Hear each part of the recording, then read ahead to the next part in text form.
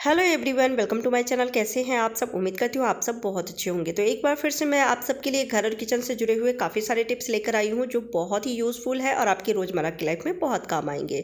तो चलिए वीडियो को पूरा देखिएगा, अच्छी लगे तो लाइक एंड शेयर कर दीजिएगा। पहला टिप्स है ड्राई फ्रूट को लेकर। ड्राई फ्रूट तो हम सभी अपनी किचन में रखते ही हैं, लेकिन जब हम अधिक मात्रा में लेकर आते हैं तो इसे स्टोर करके रखना काफ़ी मुश्किल हो जाता है, क्योंकि अगर ऐसे ही हम कहीं पर भी रख देते हैं इसमें बहुत जल्दी कीड़े लगने लगते हैं, जलने लग जाते हैं। खासकर काजू में बहुत जल्दी कीड़े लगते हैं। तो मैं कुछ टिप्स बताऊंगी जिसके थ्रू आप इन ड्राई फ्रूट को लंबे टाइम तक सुरक्षित रख पाएंगे। ये ख़राब नहीं होगी, इसमें कीड़े नहीं लगेंगे। तो आप सारे ड्राई फ्रूट को सबसे पहले तो एयर टाइट कंटेनर में रखें, क्योंकि जब एयर टाइट कंटेनर में रखते हैं इसमें हवा नहीं लगती है तो ये ख़राब नहीं होते हैं।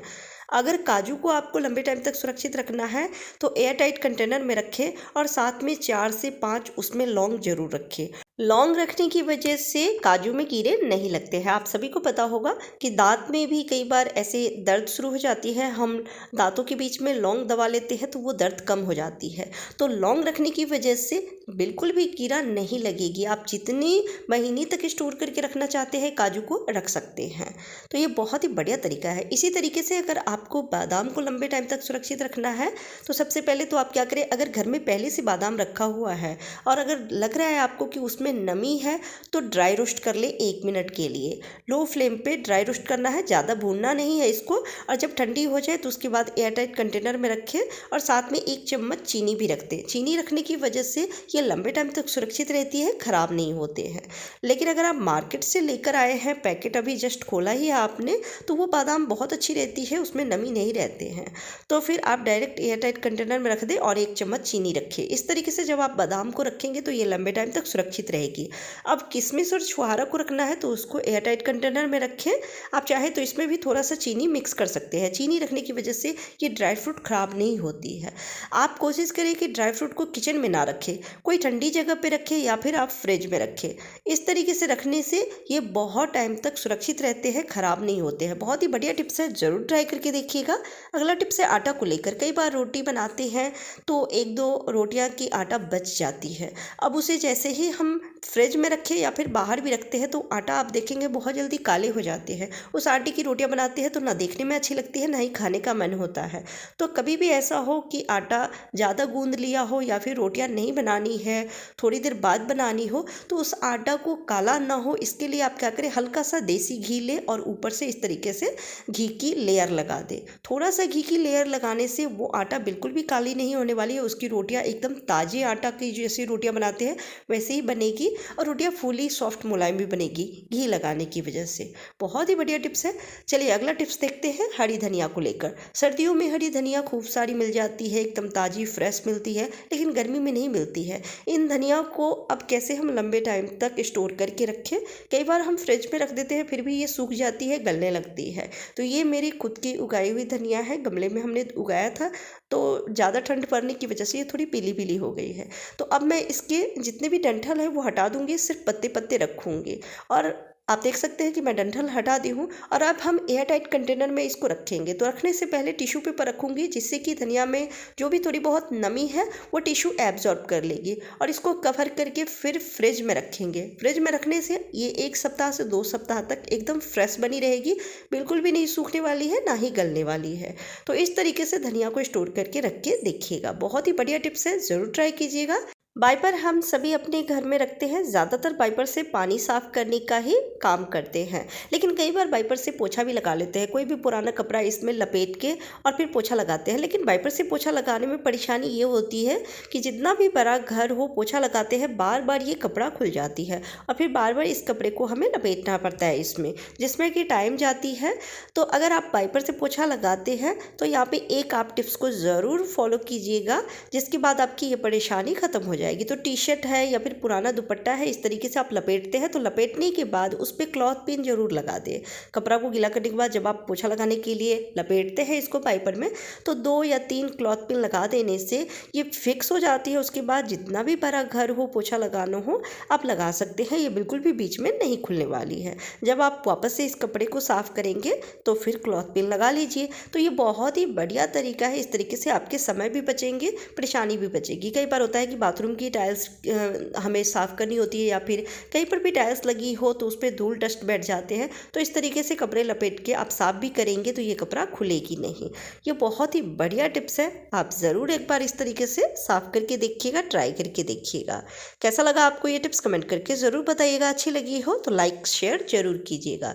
चलिए अगला टिप्स बताते हैं। कई बार होता है कि घर में चूहे बहुत ज़्यादा हो जाते हैं। चूहे से तो हम सभी परेशान होते हैं और परेशानी इस वजह से होती है कि चूहा कपड़े, महंगे महंगे फर्नीचर को ख़राब कर देते हैं और घर में गंदगी भी बहुत करते हैं, जिस वजह से बदबू आती है, खाने पीने की चीज़ों को भी नुकसान करते हैं। तो मैं एक बहुत ही बढ़िया होम सॉल्यूशन शेयर कर रही हूँ जिसके इस्तेमाल करते ही चूहा तुरंत भाग जाएगी। तो यहाँ पे लेना है 2 चम्मच गेहूं का आटा, आप चाहे तो बेसन भी ले सकते हैं और इन चीज़ों की क्वांटिटी को आप कम ज़्यादा भी कर सकते हैं। कितने जगहों पे आपको इस सॉल्यूशन को रखना है उसके हिसाब से गेहूं का आटा या फिर बेसन जो भी ले रहे हैं तो वो कम ज़्यादा ले सकते हैं। इसमें रखना है बॉयल किया हुआ चाय पत्ती, यानी जो चाय हम बनाते हैं और छानते हैं तो जो चाय पत्ती वेस्ट वाली होती है वही थोड़ा सा लेना है, 1 चम्मच इतना ले लीजिए। अब इसमें रखना है बिल्कुल थोड़ा सा तंबाकू। तंबाकू खाना सेहत के लिए नुकसानदायक है लेकिन ये चूहा के लिए रामबाण इलाज है, तो थोड़ा सा तंबाकू रखना है। और अब रखना है अदरक का जूस। तो अगर अदरक का जूस है तो बिल्कुल थोड़ा सा अदरक का जूस लेना है, नहीं तो एक छोटा सा अदरक का टुकड़ा लेके और उसे ग्रेट कर लेना है, जिससे कि अदरक और जूस दोनों ही उस सॉल्यूशन में आ जाए, उसका फ्लेवर जो है अदरक का वो आ जाएगी। और अब हमें लेना है मच्छर भगाने वाली जो ऑल आउट आती है उसका लिक्विड लेना है। अगर आपके पास ये लिक्विड वाली नहीं है तो मच्छर भगाने वाली अगरबत्ती आती है या फिर कोयल है, कुछ भी है, वो थोड़ा सा पाउडर बना के आप ले सकते हैं। ये मच्छर भगाने वाले हर घर में लिक्विड मिल जाती है क्योंकि आजकल हर सीजन में मच्छर रहते हैं और जिससे हम काफ़ी परेशान होते हैं। तो हल्का सा इसको यहाँ से नाखून से आप खोलेंगे तो ये खुल जाती है, थोड़ा मुश्किल होता है खोलने में लेकिन आप नाखून की मदद से खोल सकते हैं। और थोड़ा सा लिक्विड इसमें रखना है। ध्यान रखिएगा कि जब आप इस सॉल्यूशन को बना रहे हैं तो बनाने के बाद जहाँ पर भी आपको रखना है, रखने के बाद अच्छे से हाथ को ज़रूर वॉश कीजिएगा। तो मैं बिल्कुल थोड़ा सा रखी हूँ इस लिक्विड को और ये आसानी से आप फिर मशीन में सेट भी कर सकते हैं। अब हमें इसकी छोटी छोटी गोलियां बनानी है। पहले डो तैयार कर लीजिए और डो तैयार के बाद आपको बड़ी छोटी जैसी भी गोलियां बनानी है बना सकते हैं। अगर ज़रूरत लगे तो बिल्कुल थोड़ा सा पानी भी डाल सकते हैं। तो आप देख सकते हैं मैं थोड़ा सा पानी डाली हूँ और पानी डाल के एक अच्छा सा डो तैयार कर ली हूँ। डो तैयार करने के बाद एकदम छोटी छोटी गोलियां मैं बना लेती हूँ क्योंकि मुझे कई जगहों पे रखना है।